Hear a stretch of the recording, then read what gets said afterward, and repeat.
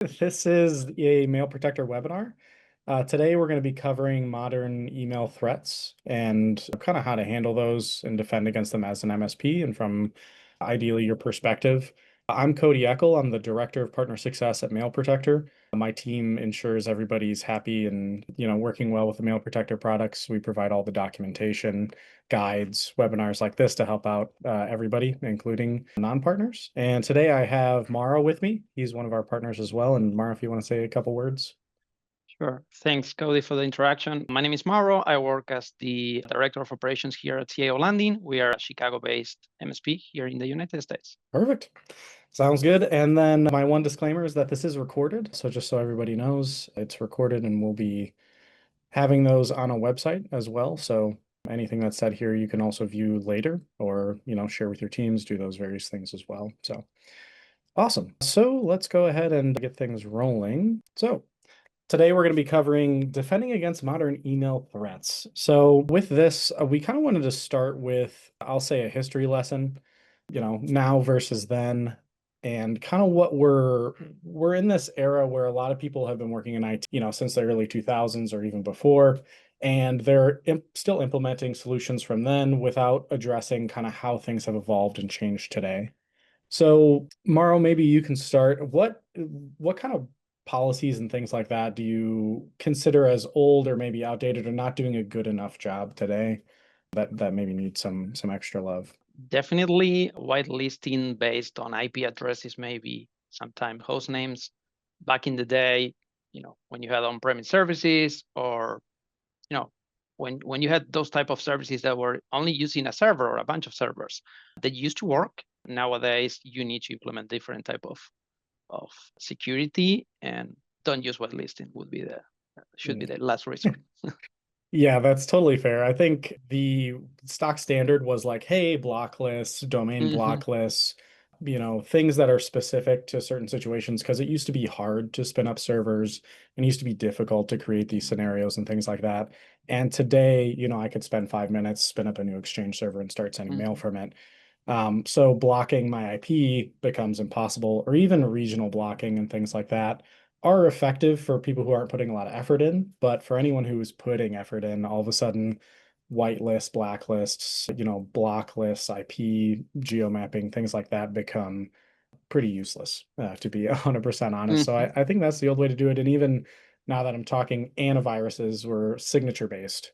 And it was like if you just changed a 0 to a 1 somewhere, all of a sudden the signature was different. So the antivirus is not catching certain things. So we're even having to evolve in what tools that we expect to work extremely well and did for a long time. So cool. So a few things about kind of then versus now. I think with new modern threats, we're dealing with a lot more, how do I put it? So it used to be very volume based. You used to just throw a million emails at the wall and, 100 of them would stick, and then you'd attack those 100 people, or those 100 people would click on a link and it would break everything, and you would have won the day. And it didn't take a lot of effort. We even call, like, people will sign people up for a million different newsletters, and we call them script kiddies because they're just kids, making a script that signs you up for a million newsletters, and it's really annoying. But that's not really what we're dealing with today. That kind of volume type of attack, it's still prevalent, but those are the easy ones to block. I think now we're tackling high value targets, like high value, how do I put it? High value threats is how I'll put it. So when someone sends an email to somebody, they've studied it, they've worked with it, they're using AI to tune the knowledge, they're doing a lot more. How do you think, what do you think is a little bit different from like an email perspective about how people are getting attacked today? So yeah, back then, as you mentioned, you had someone that might report, getting a lot of spam from a particular country, or from, emails from particular language, right? And then you block that language or you block that particular country, and that was it. Nowadays, with business email compromise, with AI into play, this has been escalated super quickly. Yes. Mail bombers, and there are a ton of situations where there's no silver bullet, and you say, block this language, and that's it. No, things are, it requires a little bit more of troubleshooting and some guardrails and security settings you need to put in place than just reactively blocking something that is causing the issue. Yeah, 100%. I think before you could just kind of sit down, log on a server, there was a standard security, set up on the server and you walk away and you're fine with that. I think today takes a lot more focused efforts, whether that's adding more layers to your stack or adjusting the specific, security on the layer you already have to be a little bit different based on a threat that happened, this week or last week or today, who knows what happened. So, and I think a lot of the time MSPs run into we're dealing with a threat as it's happening to us instead of, hey, this threat's been out there for a week and, maybe it's something that we could have gotten ahead of or made adjustments. I think a great example I have and one that we got flooded with at Mailprotector was QR codes. All of a sudden, people figured out QR codes weren't scanned by email filters. And what would happen is the QR code would get through, the person would pull out their phone and scan it right off of their screen, and you can't really do much against that unless you have some kind of protection on their phone somehow, which I don't think most people did. So they were like, hey, how are you guys dealing with these QR codes? Blah, blah, blah, blah. And a lot of it was user education initially. And now Shield, which is our security product, is able to check those QR codes and scan them and actually check those links. But there was a period of time where basically nobody could deal with those. So I don't know if you have a good example as well. Yeah, I mean, one of the things that used to happen, again, comparing back then with now, is back then you had very bad craft email that did not comply with SPF, DMARC, DKM, and so on. Now, threat actors are impersonating and are abusing legitimate services.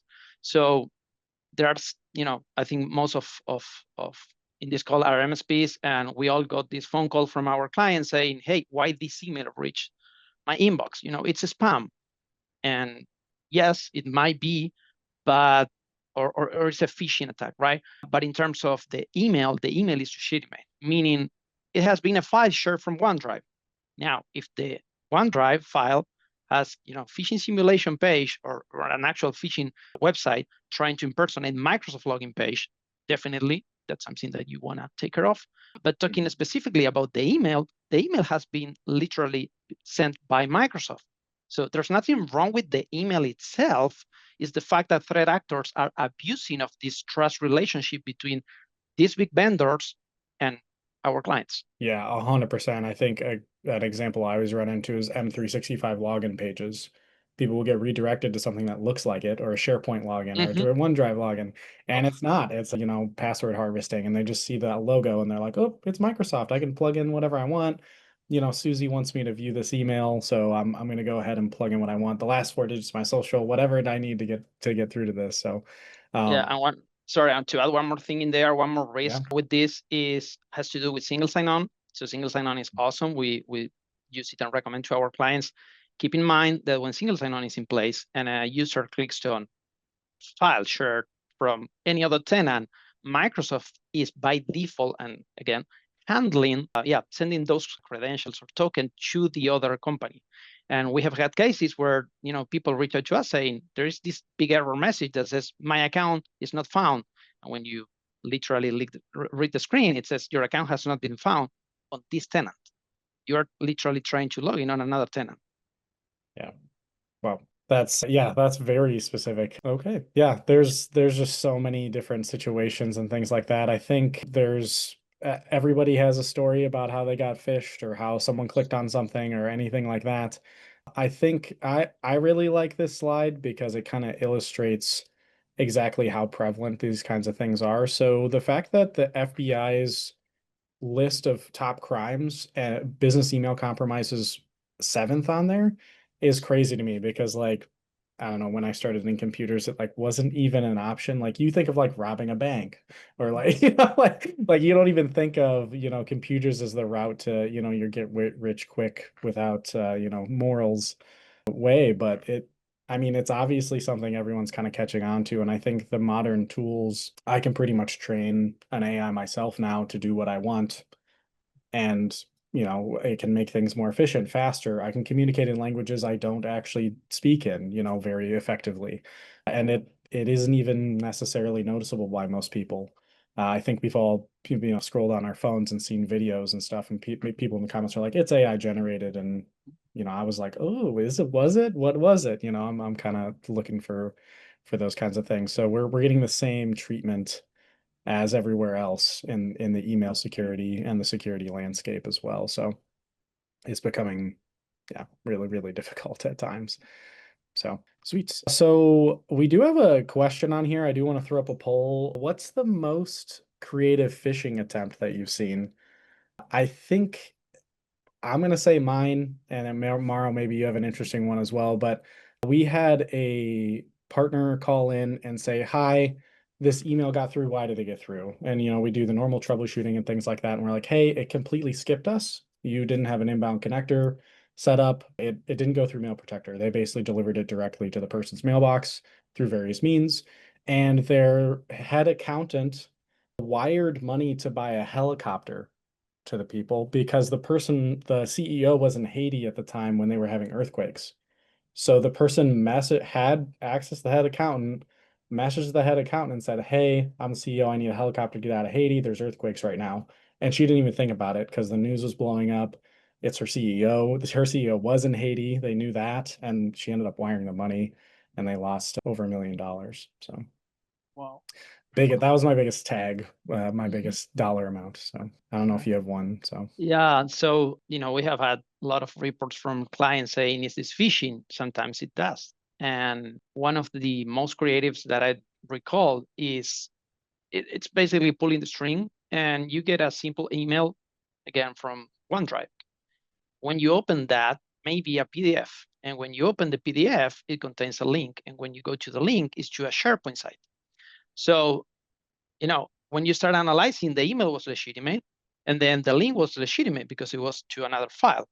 And at a point, that ultimate link wasn't for Microsoft, but to a third-party solution, which in this case was ShareFile, to share files. And Mhm. I cannot tell you if the threat actor knew or not that this company was actually using ShareFile, but it was, a pretty good phishing attempt, I would say, because it pretty much Mhm. skipped or was able to bypass almost every protection. And luckily, our client didn't type their credentials in there, but it That's was a good. very good phishing. Yeah, it was a Mm. very, very good phishing attempt. Yeah.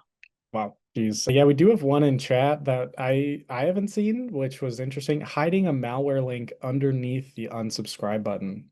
That's definitely a tricky one. I click those all the time. I'll have to maybe be a little more careful about just hitting unsubscribe and then following all the prompts, filling out surveys. I think I do everything to get Mm-hmm. out of those. So those are crazy. I think really common ones we hear about are invoice scams. People figure out which invoice company you Mm-hmm. use and then try to mimic it and get you to send money. And that's everyone's eventual goal. Mikey, he's on our marketing team, threw in that he gets a lot of DocuSign links that look super legitimate. Basically, any service that people can access for very Mm-hmm. low cost or free, Yeah. they'll mimic it and try to send it out.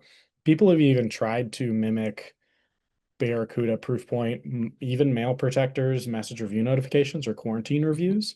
They'll mimic them, and then there's links in there, and people will click on it to release a message, and all of a sudden they've downloaded something or clicked the wrong link or whatever happened. So they're even targeting specific security vendors like that, which is crazy. So Yeah. yeah. Also, email encryption solution.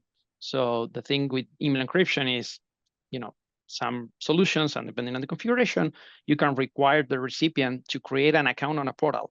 So that, it's hard to find a balance between doing that and, it's a tool for threat actors to have those type of emails because people are used to click on those. They are used to create an account on some portal to see some random message from someone, right? Because it's encrypted and you need to go there. Yeah, definitely. Yeah, it's getting very, very creative. A bunch of people have FedEx impersonators in there. I mean, who doesn't want to see where their package is at and who's not using FedEx? I think I get texts from them all the time and people are trying to get me to click links and I don't use FedEx, so I know it's not it's not legit. But yeah, Dropbox, IRS. Oh, I'm gonna pronounce this wrong.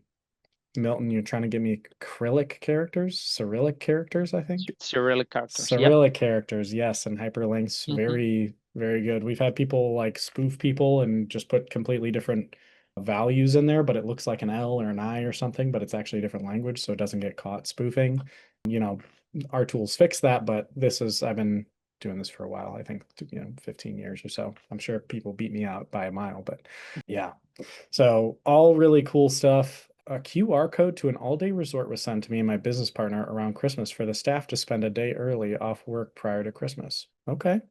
These are all really interesting. PayPal, a huge, obviously. Unpaid tolls. I haven't gotten one of those. I guess the Illinois might be able to give me with that. I don't know. They look very standard. They're just black and white text and they tell you to pay your tolls. So that could definitely get me, but sweet. So all really great stories. Obviously we have MSPs in here, so everyone loves sitting around the table telling your scariest story, but we'll move forward. This, probably gonna be my favorite question we ask the whole time, but I do want to talk about why Microsoft Defender isn't enough. I think when this got brought up as a prompt, me and Mauro just talked for like 15 minutes because people think, hey, I have protection. It's called Defender, but when you're dealing with business, it's not something you can just simply throw away and say, "Ooh, I've done my job. I bought the base product. I have the stock standard, so we're good to go." Mauro, I think if you want to start off, we have a few things we can cover here, but yeah, where do you want to start? Sure. So this question, by the way, comes a lot from our clients, especially from prospects where we are selling when we are, selling them. It's why do I need another solution if I already pay Microsoft for this? Like, can Microsoft protect my email? And we explain to them a couple of things. One, you should not put all your eggs on the same basket. So if Microsoft is protecting your email and it's also your email provider, that might be an issue. That's one thing. Two, adding another layer of protection might also give you another capabilities, such as solutions like encryption or solutions like compliance, journaling, or archiving, stuff like that.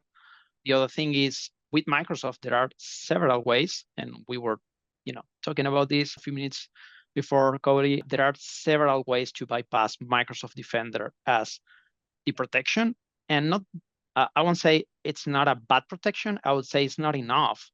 Plus, Microsoft has shifted in the last year or so, maybe to this security secure by default methodology. But keep in mind that I would say pretty much 99% of the people that are in here, we work with tenants that has not been created this year. So it's not secure by default. There are a lot of settings that you need to literally tweak to make Defender work for you and your client. And also, one of the things that I do like from Mailprotector is the granularity. So with Defender, yes, you can create different policies for different users or group of people.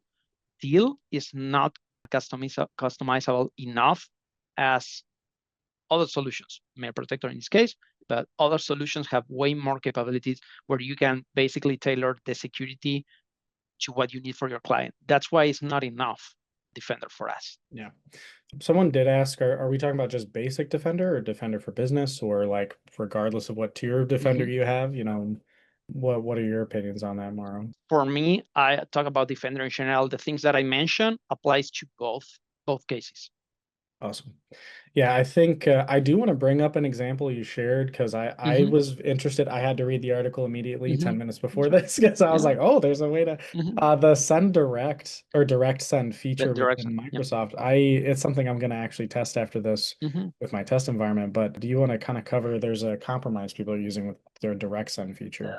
Yeah, it's a feature that Microsoft basically allow to send unauthenticated messages. And yes, you can disable this, and that's where this secure by default comes into play. I'm not sure if we can run a poll, but most likely 99% of us might say we have that feature enabled. I didn't know that the feature existed, slash, I don't know the current status on my tenant slash my client's tenant. So that's one of the things that happen with Microsoft a lot. Yeah, definitely. And the direct send feature, to simplify it, is basically an open relay that people can use to send using your tenant. And Microsoft by default leaves this open as an unauthenticated relay. So people can just follow the standard tenant address that's provided by Microsoft. It follows the same format every time, and then use your Microsoft tenant to relay messages as if it's you. So really, really rough if it happens. I think people can send out a lot of emails really fast. So, something, maybe a key takeaway, direct send, definitely turn it off if your users aren't using it. And if they are, I would secure it. Hmm. So yeah, that was a great one. Um, And we got, I think it was last week actually. They're very new. Last week we had one of, and we'll talk about best practices later. Why, as part of the documentation of your gateway security, you should be enabling this connector or rule where it says only accept emails from this particular connector, right? So we got one of our clients reaching out to us saying, I got this email. I think this is phishing attack. When we got to the email, yes, it was a phishing attack. It contained an attachment, an HTML file with an encrypted JavaScript into the HTML. When we went to Mailprotector to say, hey, what happened to this email? Well, it turns out that email never, it was not routed through Mailprotector. And again, this might happen to any solution. It has to do with the fact that, as Cody was mentioning, there are ways to bypass the gateway when you have Microsoft 365 and it's not properly configured. So, and the email will be delivered just because it's the way that it works with Microsoft. They get the email and they'll deliver it. But it's important that we have different layers of protection, not only Microsoft Defender. yeah. Yes, 100%. So I think you hit the nail on the head. I think multiple layers is always a thing. You know, the example I always give is if you just put a firewall on a network, it's not enough. You need local security on the computer. Mhm. You need, potentially smart switches, IDS, IPS devices. There's even smart firewalls that go after firewalls. So there's like a ton of layers you can put in. And the more you have, the more secure you are. Obviously, there's limitations. You can't get crazy with like Mhm. a one person dentist business, but it depends on what they need. And effectively any, Microsoft Defender for Office 365, Microsoft Defender itself, however you're utilizing that, I think there are services or other products and software and things like that that can be put in front of it or within it that really enhance the situation. I think a big one that we talk to people about is outbound email. So email coming from your customers out to the internet. There are some limitations in Microsoft, like volume sending, but really people can send out. I've even seen like malware and viruses come out from Microsoft Mhm. tenants that Microsoft didn't catch. And having a second layer of outbound protection is great. Additionally, a lot of those outbound vendors, whether it's Mailprotector or even somebody else, they will allow you to put in DLP, data loss prevention policies, which catch like driver's licenses, phone numbers, account IDs, things like that that aren't supposed to get out on the internet. And this kind of thing is really difficult to implement in Microsoft, in my opinion. And a lot of times you need an E5 license, which is way above what most businesses need. So tacking on a, $1 or $2 software that will help with all this instead of paying an extra $20, $30 for an E5 license can be a really good solution that is cost effective for your users as well. Yeah. So Also, when you don't have an outbound protection, as you are mentioning, I think that the big downside there is reputation for the domain. So when systems are systems. So if a domain is sending too many emails, what will happen is will hurt the domain reputation. And we have had both cases with you guys, Mailprotector, reaching out when we had business email compromise and a user was actually, I mean, his account or her account was actually being abused. And we had the other case where you reach out to us saying, hey, this user is sending whatever, 1,000 emails. It was the user, it wasn't an account compromise, it was a real user sending gift cards or postcards, e-postcards for Christmas. And he used to do that every end of year to 1,000 of his contacts. And we reach out to him and say, this is not the proper way to do it. That's why people are not getting your emails. But we catch that because we have something on the outbound that can, tell us about that. yeah, definitely. I think it goes unnoticed a lot of the time when people are using an email service for the wrong thing, such as like Microsoft is not great at actually delivering bulk mail, and businesses love to send Mhm. bulk mail. So there are services better designed for that that actually have better deliverability, which will get your marketing out more Mhm. effectively. And there's a million of them, so I won't go through an exhaustive list, but like Mhm. Constant Contact is one that I used when I had my MSP, and that service had a way higher delivery rate for advertisements and things like that than me just sending it out manually through Microsoft. So, and they don't Yeah, get and those relay limits, and they can even mhm. increase the size of the email, and there's fun stuff like that. So, Right. And one more thing on that regards, keep in mind that there is a violation of terms and conditions with Microsoft Exchange Online to be used as, to send marketing emails or bulk emails or stuff like that. So your client might get an issue with that, or we might get an issue with that, and we don't want that for anyone.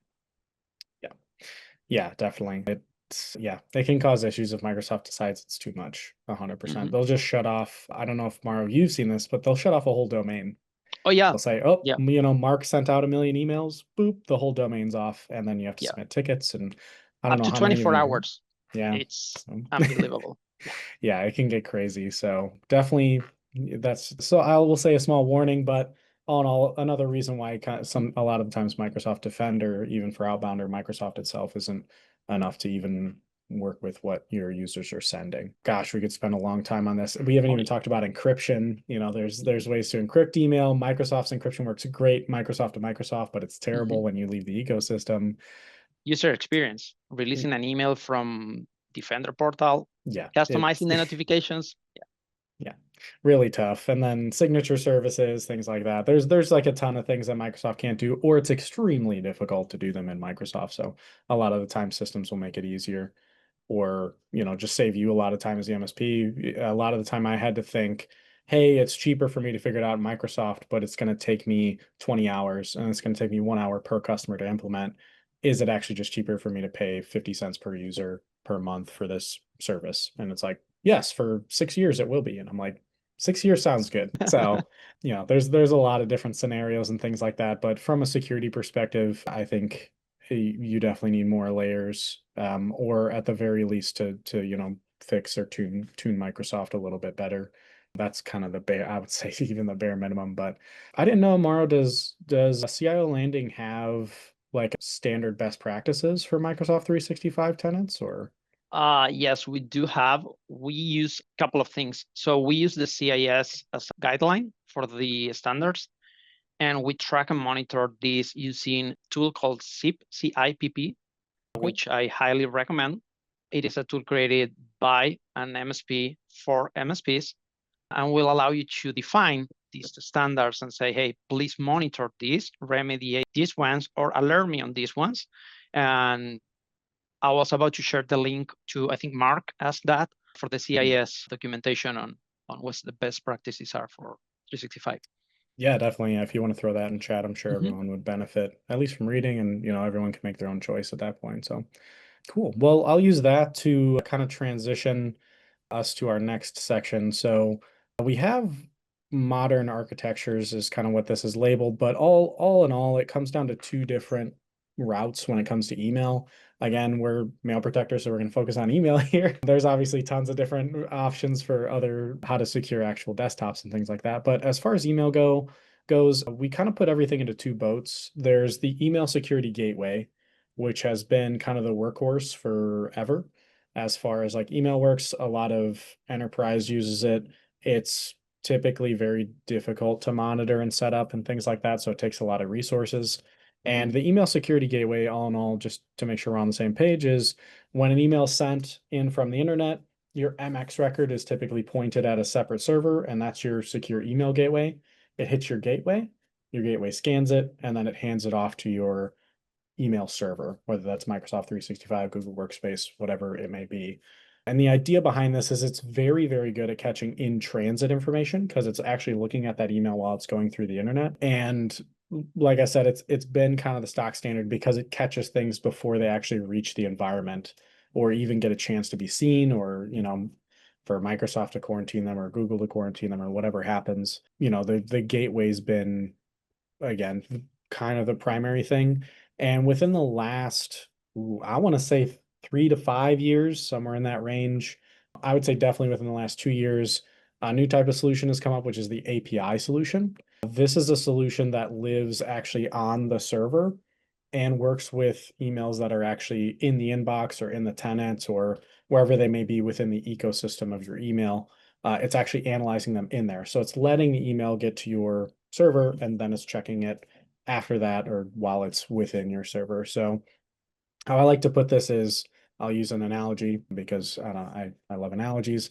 The gateway is kind of like a security fence around your building, and everything that goes to approach your building is going to get scanned. Once it's past the security fence, it's good to go. It's going to get into your building, it's going to deliver the packages. People are going to open those packages and read those packages.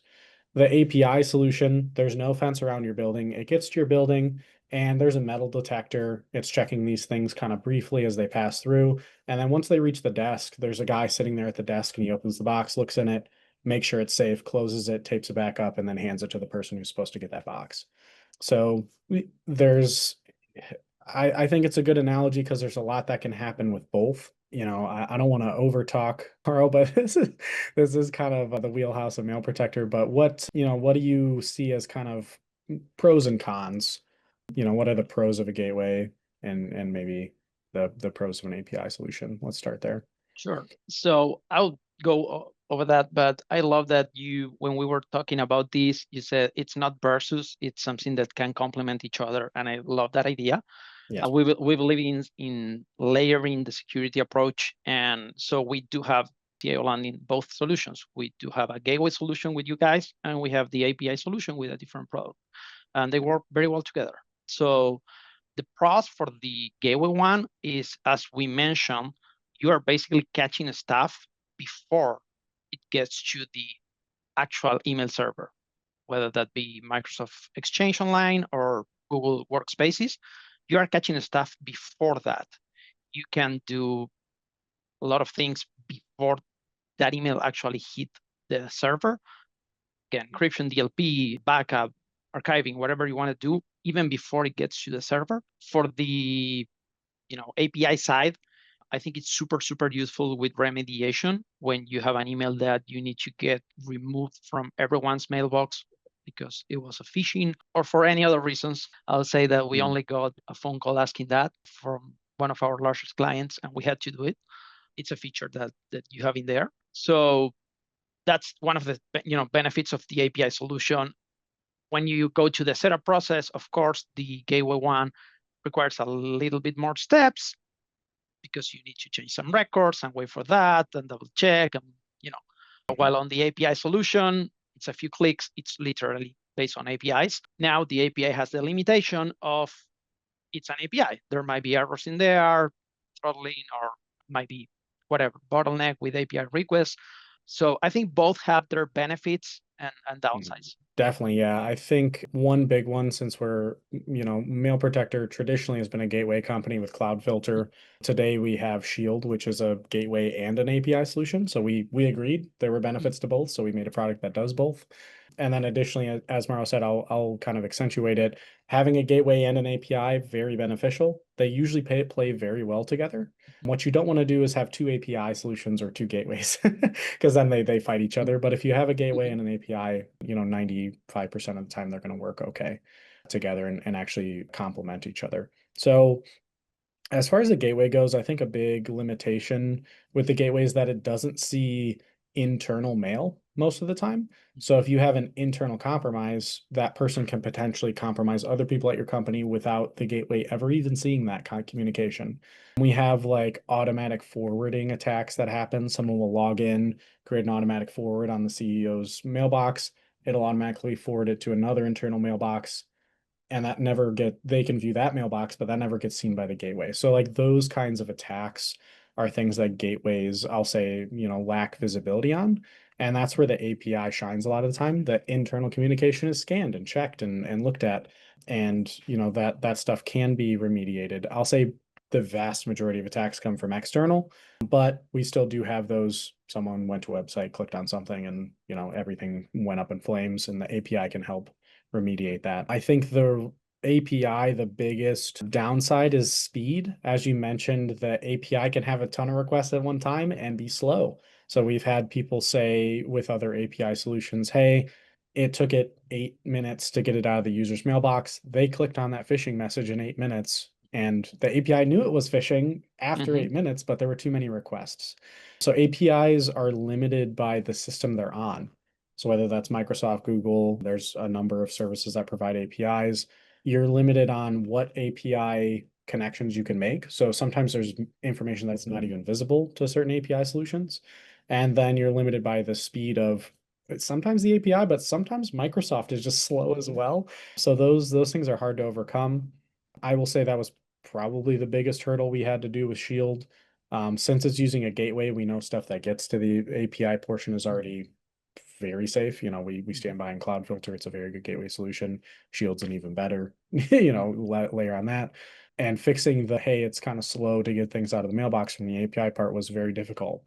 And, we implemented rules to speed things up, and then we implemented back any, actual server rules and things like that. And now we can get everything out in under about 45 seconds, regardless if Microsoft's slow or something with the APIs, too many requests. We have various ways to overcome that, but most API solutions don't overcome that. So that's a huge hole there. So yeah, there's strengths and negatives to both. I just wanted to kind of hit those, show that I'm not completely biased. So, but yeah, we had the gateway versus API fight for a while, and eventually we were like, okay, they're both pretty good. So we're gonna let it go. Yeah, I think. One more benefit, sorry, for the gateway. There are Please, other yeah. services like email continuity that the API does not help. Like if Microsoft Now goes down with some of your services for email continuity, we can still provide services to our clients. If you only rely on API and not the gateway, you will lose that functionality.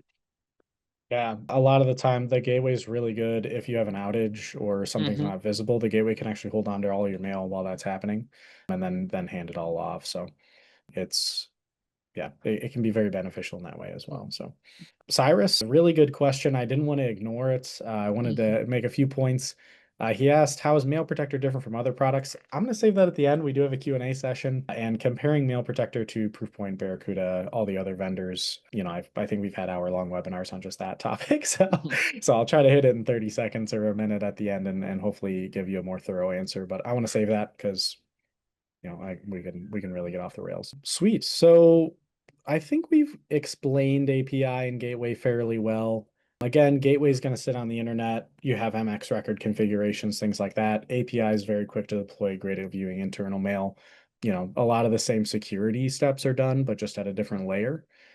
So it's great to have both because both layers are important. So sweet. So we do have a poll, Mikey, if you want to throw it up about how your system architecture is structured. Mauro already spoiled his. He uses two different products. So Panelists that'll be can good. vote, so I do not. Yes. So both is good. If you're using Shield today, you would select both. If you're using Cloudfilter, you'd select Gateway. That's Or right. if you have some other secret product we don't know about, you should know. You can mark both. But yeah, it's yeah. But it's important to mention that we are using Mailprotector and a third-party solution for API. So again, two different products from different vendors, and they work pretty well together. Yeah, definitely. We have a ton of partners with that exact example, whether it's again, there's probably a dozen vendors, but yes, there's a bunch afterwards. So, oh, cool. Wow. So mostly gateway at 43%, we'll say that. And then both is at 24%. So that's cool. And then API's at 11. So 11%, pretty a little lower. It's newer technology. So that's understanding. And then not sure is at 22%. So it'll be, yeah, the not sure is I would definitely check that out. We do have I'll do a small plug here. We do have a tool called Radar. Radar is an email scanning tool. It's completely free. So it's email vulnerability scanning. And basically all you do is you go to Radar's website, and then you would put in your address and then simply go through that. This is the QR code for Radar. Since we're here and we're talking about it, it was a good lead up. And this will just kind of check, do you have basic security in place as far as email goes? It's going to check inbound and outbound in transit and then give you a score. A score is really easy. It's based on the United States credit score system. So if you feel like that's a good enough credit score to buy a house, you're probably doing okay. If it's not good enough, you might want to improve things, and it'll actually recommend how to improve things. Again, totally free. I know a lot of partners use this as a marketing tool as well to like go in, scan a prospect and say, hey, I can fix these three things. This is what's wrong. And they can simply show that. I use it all the time when we're at shows or I'm talking to people. My dad's an MSP. He uses it all the time. So he's a big fan of it. He'll just like walk into a business, be like, can I scan your email? And yeah, they'll let him. And yeah, it's a lot of fun. But yeah, since we're on the top, Mauro, do you have like 30 Mhm. seconds on Radar? How do you guys use Sure. Radar? Yeah. So every Mailprotector partner, I think, gets a customized version of Radar with your own subdomain. So in our case, if you want to test it, ciolanding.email.security. And then you will type your email, your prospects will type their email, get this report. And if they click on send this information to CIO Landing, they will see our contact details and we can get the report to call them and follow up on that. Yeah, definitely. So sweet. And just because I see a partner ask this, I do want to answer. Does Cloudfilter catch QR codes? It does. We do scan QR codes with Cloudfilter today. So again, something we had to address quickly because it became a problem very fast. So awesome. So yeah, we're gonna hop back. This might feel a little jarring, but we are going to talk about one more topic, and then we'll hop into Q&A. I don't want to run out of time. I might already be out of time, but we'll see. We're going to talk about this one quickly and leave about 10 minutes for Q&A. But we do want to cover kind of the main protocols for email and why they're important. We did have a previous webinar on this, and we have a website that will show at the end that has all of these recordings, and you can go through and read these as well. But Mark, my boss, even more knowledgeable than me, been in the business twice as long. He's might be the smartest guy I know. Went over SPF, DKIM, and DMARC very thoroughly in the previous webinars of this series. But we want to make sure we hit on them here. SPF, DKIM, and DMARC, Mara, I would say are 100% necessary on every domain Mhm. right now. Is that Yeah. how you feel, or? Yeah, definitely 100% necessary. And I think these were the basic steps to secure email back then, and we still need them today. It's not that we still need them as a foundation, and then on top all of the other stuff that we talked before regarding SPF and DKM and DMARC. We learned a lot, I would say, the last couple of years that we've been working with this and how this evolved. And we have developed some processes around it on what is the best approach when it comes to these type of records. To put it simple, these are literally TXT records. So at the end of the day, this is not like any sort of magic, but all of those have a big impact on clients' email deliverability, which at the end of the day impacts their business. So when it comes to specifically talking about DMARC, which is kind of the summary because it relies on the other two records, some people ask us, or some clients, can I have this the most secure way possible, like tomorrow? And while we can, technically speaking, it's record. Changing it takes 30 seconds and up to 48 hours to replicate worldwide. It's a DNS record, right? There is, or there might be, a big business impact. So what we do is we start monitoring, and there are plenty of tools to do that, to collect the DMARC reports that every recipient sender gets, or send you basically every 24 hours. And some MSP friendly tools like Power DMARC, Easy DMARC, and there are a lot of other tools in there where you can collect the data for a period of time, 15, 20, 40 days, and then sit with the client and say, hey, this is what we see from your domain.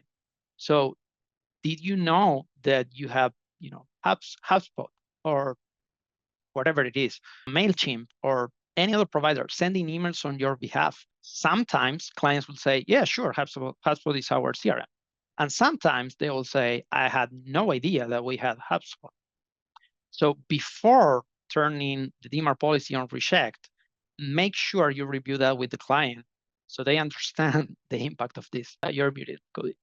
Yeah, definitely. It's really important to review those Mhm. things before flipping these protocols on, especially DMARC, because it can cause a lot of emails to not get where they're supposed to. So awesome. So a little stat I went and dug up, and I made Mikey come up with a slide for it really fast, is regarding SPF alone, which has been around Mhm. since the early 2000s. It's the Mhm. first kind of major security protocol for email. Mhm.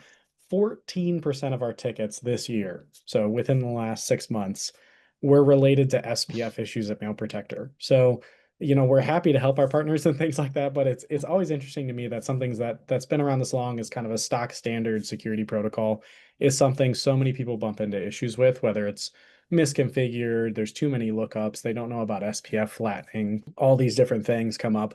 14% of our partners, which are MSPs, who are technical people, need help. And that's totally fine. Email's a very specific niche, I would say, within security. Hmm. Very important since so many, business compromises come through email. But I would always encourage people review your SPF, even if you just go to like MX Toolbox or EasyDmark or SendMark or whoever, whatever your service of choice is, and run a check to see if your SPF is good. That's totally free to do. And I would definitely Hmm. double check it. It can be causing deliverability problems. It can be causing, emails that you want to get to people not to get there, and it's a really easy fix because, as you said, it's a text record. So Hmm. you might have an extra dash in there or two Hmm. spaces, and that's totally botching the whole thing. So, Hmm. you can go ahead and double check that, make sure it's working. Radar will check that stuff too, but again, there's a lot of other tools. So, One more thing, um, Cody, about SPF, real quick, yeah, for all of these, for all of the people in this call using both or that responded both or gateway security, make sure Microsoft 365 or Google Workspace is not on your SPF if you are not using them. Okay. So if yeah. you are routing all your outbound traffic through the gateway should be on the SPF, not 365. Yes, definitely. So that's important as well because people will identify your provider. And as we said with direct send and things like that, Microsoft and Google all do standard things for their relays, so people can just copy those. So awesome. So I do want to give a little time for Q&A. We'll give the rest of the time. So if anyone wants to throw in Q&A, even if it's just, hey, reach out to me or something like that, that's totally fine too. I'll skim through the questions and answer them as best as I can. Me and Mara will. The Q&A slide's great, but I think there's a little bit more information on this next slide. This is the link to where our webinars are held. So the mailprotector.com/resources. And that's where you can see the previous recordings about how SPF DKIM work and then a closer look at DMARC. Again, my boss, Mark, the VP of Partner Success went over those things in very thorough detail. So I would encourage everybody to watch those as well. And then we also have future webinars. So we'll have more of these that hopefully provide a lot of value. Me and Mauro tried to throw in as much as we could as far as great products we use, how to adjust things, how to make it happen, and cram that all in an hour. So hopefully we can get a little bit more of your time, or you can view this over again if you need more information, or the previous ones if you're not able to weren't able to catch those. So the one question I did want to address is how Mailprotector is different from Proofpoint. So Mailprotector and Proofpoint are very similar products. They're both email gateways. I I like to say Mailprotector wins out in what I'll call administrative overhead. So Mailprotector is typically a lot easier to use for MSPs. Everything's housed within one single, tenant within Mailprotector. You can manage all your customers and things like that within there. We make it very easy to adjust every layer of email. So every tool that we have in place, you can adjust, and there's no limitations. And it's also on a sliding scale. So it's not just like on or off or, spam, not spam, kind of spam. However, Proofpoint does it. It's you can actually grade things from 0 to 1,000 and determine where you want those to go. Gosh, there's just so many things. Our setup, it takes about 5 minutes for me to configure a domain on Mail Protector, and most of that time is waiting on MX records to propagate. So that's kind of the big one with Cloud Filter. For Shield, which is a gateway and an API, it's just going to beat out Proofpoint most of the time because we have that API layer alone, which we went over pretty thoroughly earlier. And Shield is actually like building an individual profile. So every user has their own individual AI that's learning which emails they want and don't want based on past history and current actions. And it's, creating a profile for them so they only get the emails they actually want. So Shield's going even like further than Cloudfilter does as well. Gosh, there's I can add a quick one there. yeah, So when you make yeah. a change on proof point, you add a new address or a new alias in there, you need to wait to the top of the hour, according to the documentation, for that to work. Mail Protector is instantaneously. You add it on 365, you run a manual sync or wait to whatever time frame you set for the auto sync from 365, and that's it. Yeah, definitely. So yeah, I think obviously I'm at Mail Protector, so I'm biased, but I would encourage people. We do a 30-day ROR. You can try out Mail Protector on your domain and see how much how if you like it better, and if you don't, we're always happy to part ways, help you turn it all off, and we can move forward. So we're we're very kind, I'll say here. So there are a few questions. If a customer is using Shield for outbound via the connector, the SPF should not include the host record. For Shield, you should include Microsoft. Actually, Shield has an automated setup that's 3 steps.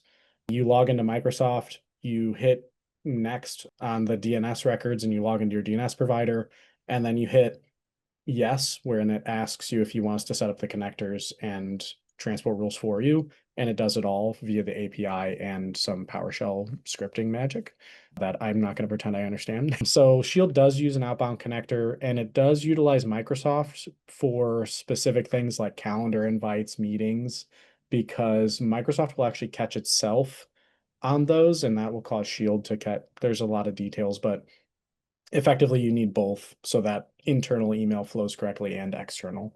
And then Shield protects against the type of attacks that would come in if people effectively discover you're on Microsoft. So it's, there's a reason we have it in there. We've kind of weighed the pros and cons on deliverability, so, and security.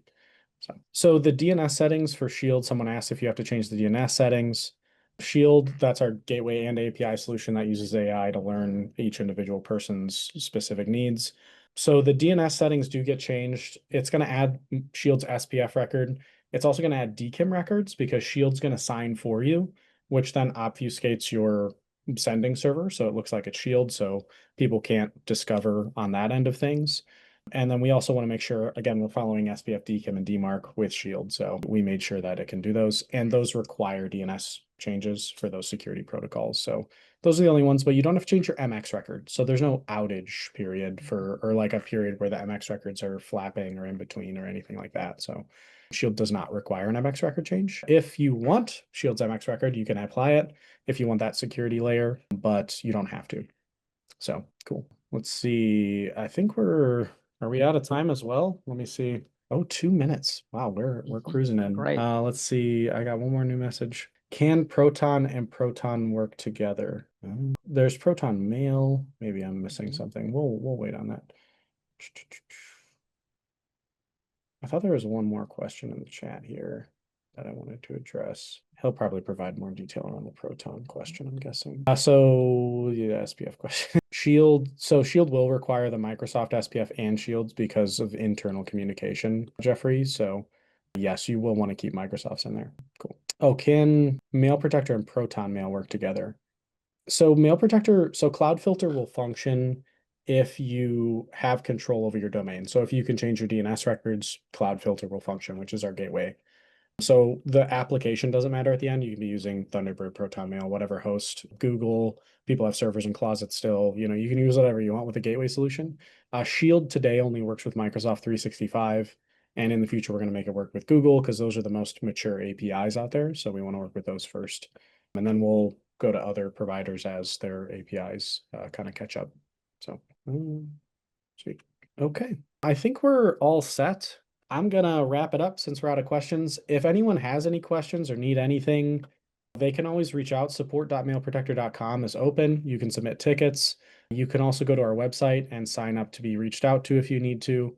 If you want to, if you're more interested in Mail Protector or any of our solutions, or I'm happy to meet with you and things like that as well. If you want to discuss more security or something more in depth.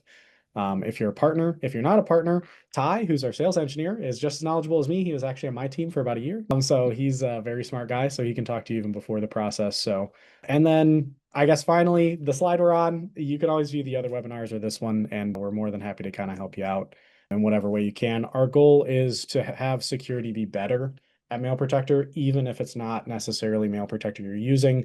If you eliminate Mail Protector as an option or need more options or need more layers, we're here to help you make a better security stack. So it's not necessarily all about us. We believe it's a partnership. So, when Mauro said he was using other products, I wasn't immediately hurt or anything like that. So yeah. So thank you all for coming. This was awesome. This is definitely the most people I've ever presented to. So I'm really happy I got to do this. Mauro, you were awesome. I wouldn't have picked anybody else. In fact, you were my number one pick. So I'm glad you responded. Anything you want to say before we tune out? No, thank you so much. Yeah, there are a ton of best practices. Make sure you follow them. That's it. Perfect. Sounds good. All right. Thank you all very much. I hope you have a wonderful Thanks, week. everyone. Cheers.